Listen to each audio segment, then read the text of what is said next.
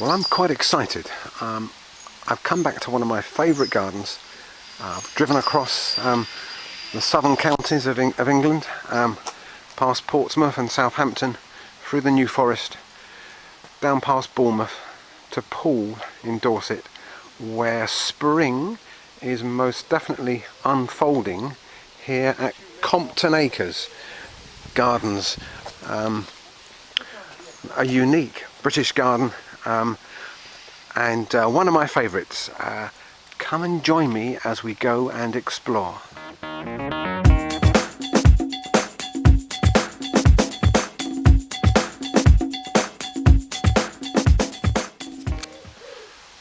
So the birds are singing. The sun is trying to break through. It's the 1st of May. So we're moving from kind of early spring, from the primroses and the bulbs and daffodils, into kind of mid-spring. And one of the highlights of this garden is their Japanese garden. It's a series of several gardens actually, as you can see here. Look, I'm walking towards the Roman garden here. So there's several gardens in one. We're going to go and explore each of the different themes together, and I hope you enjoy the journey. Let's go and have a look. Walking through this kind of grotto tunnel. Apparently Santa does come here at Christmas time. I don't know how Santa manages it. He seems to get about a lot, doesn't he? But this time of the year, oh my goodness me, look at this. So this is their Italian garden here. Wow, wow, wow, wow, wow. That is a magic moment.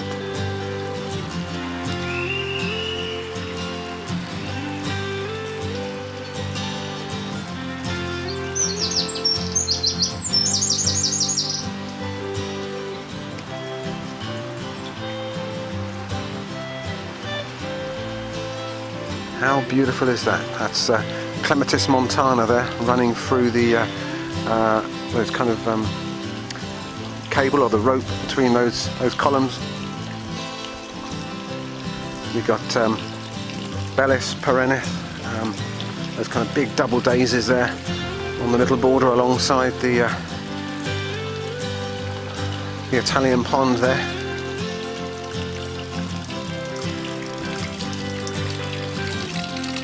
Glorious big tulips.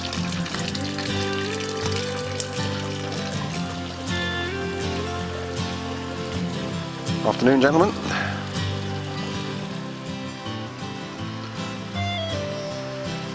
So obviously, you know, there's lots of colour and beautiful shapes and so on here, but what's hard to convey on a video is just that sense of peace and kind of seclusion, and your kind of, I guess, the escapism that you get from a garden like this. And I can see that the kids appreciate that as well. Fantastic, what a place to visit. So we're heading into the kind of the hidden valley here with some really unusual plants. Well, there we are. Melansolenium.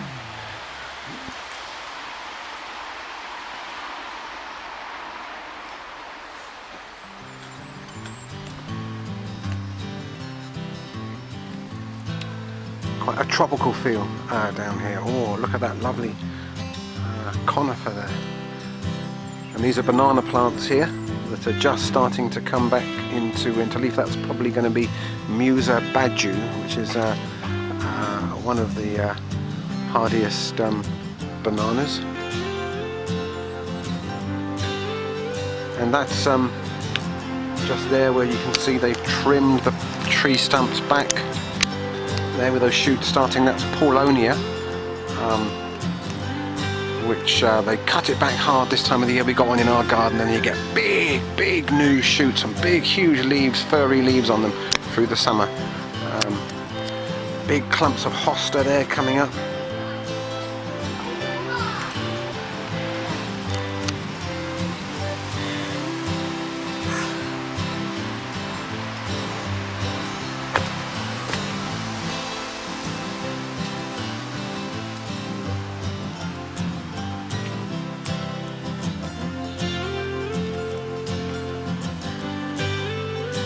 There's a golden Philadelphia, so really, really bright gold.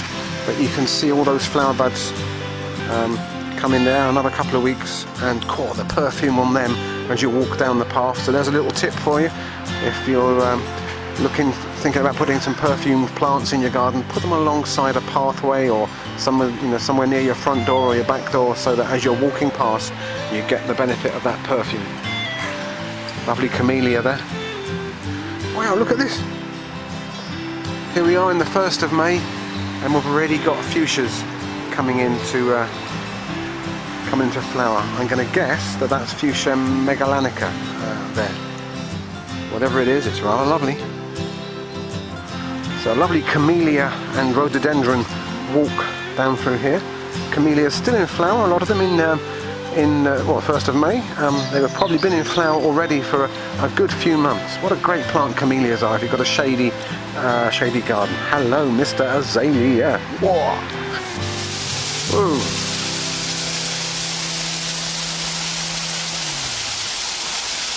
Fantastic.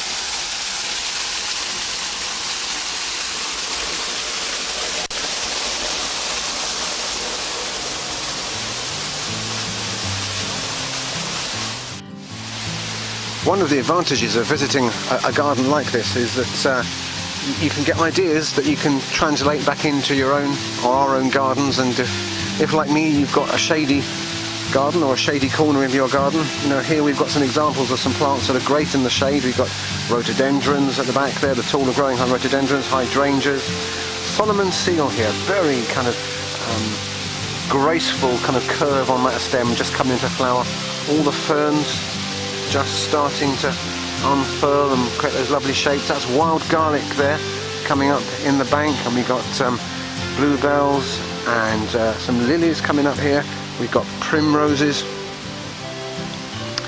These guys here that look like a kind of a taller growing spike of bluebells, if you like. It's a camassia.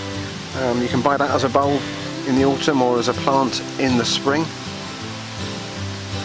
Pieris, the forest flame there, just changing from red back to a nice glossy green on the foliage. So there's a huge number of plants that you can grow in the shade, and Compton Acres here is a fine example of how you can use a shaded garden. Whoa, look at that camellia. Gorgeous.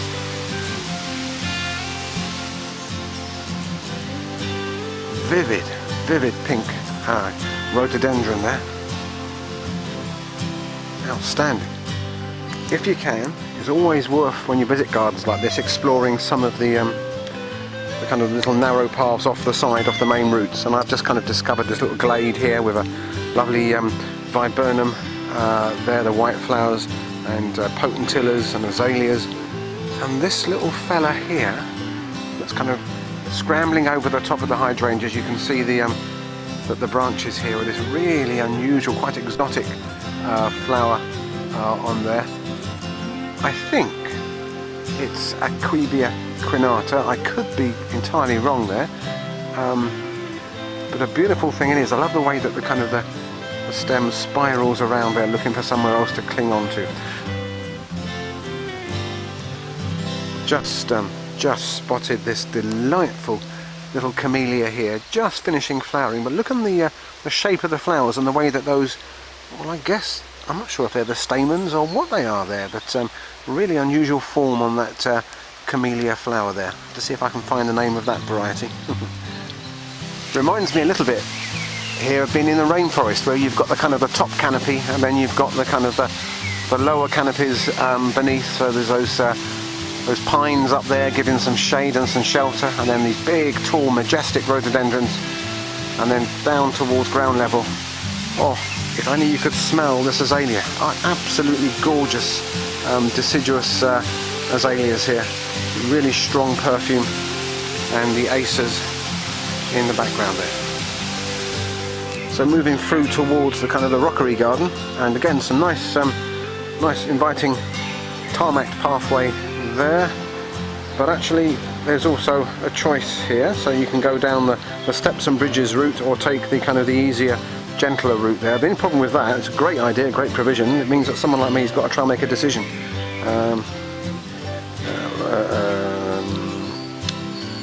Yes, let's go this way.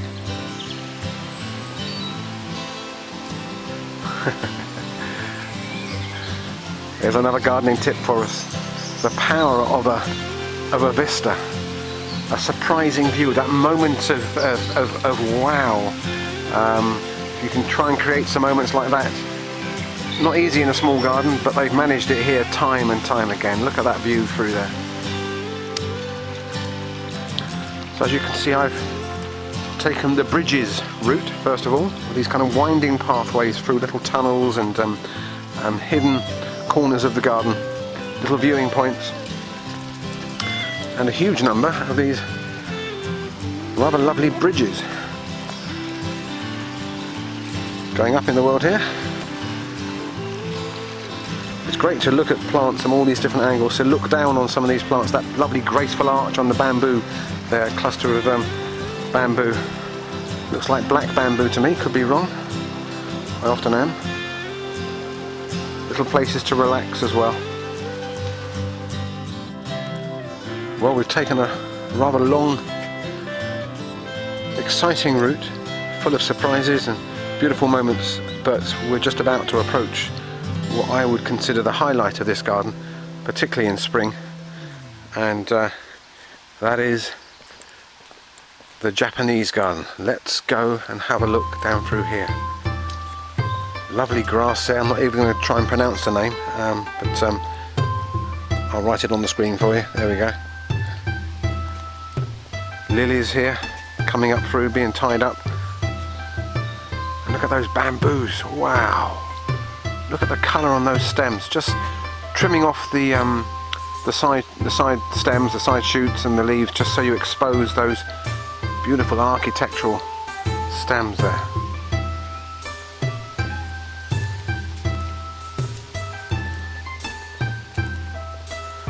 Making our way past more bamboos.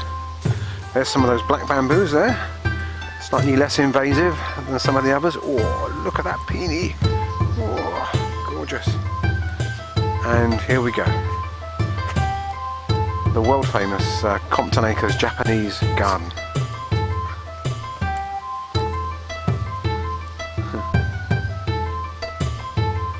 Afternoon.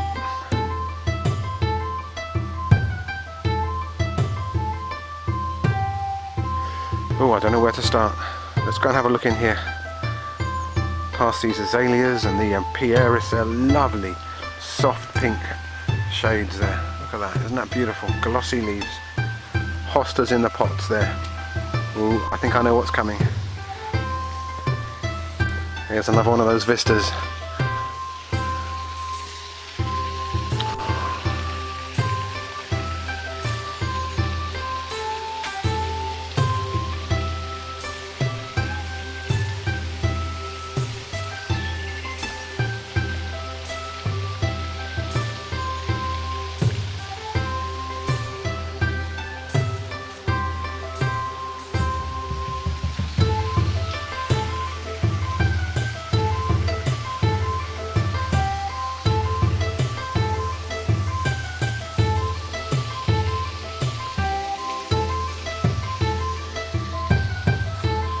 There are lots of places where you can sit down and just relax and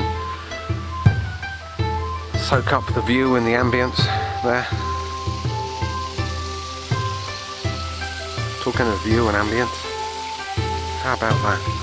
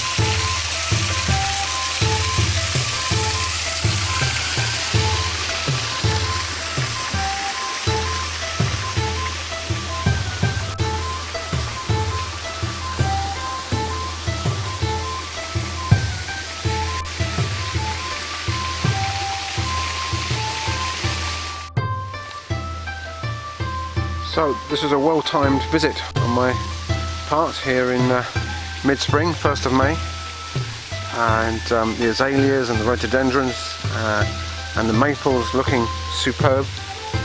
Here at the beautiful kind of tea house here, this red structure on the side of the pond and water in the Japanese garden. I'm probably a couple of weeks too early for that wisteria. You can see the branches of that wisteria overhanging the house and overhanging the pond, full of flower bud. I would suppose middle of May, something like that. That is going to look something else. Maybe I'll have to bring Beloved back down here and we can see this in a couple of weeks' time. Don't miss this. Come down and have a look at Compton Acres. What a garden.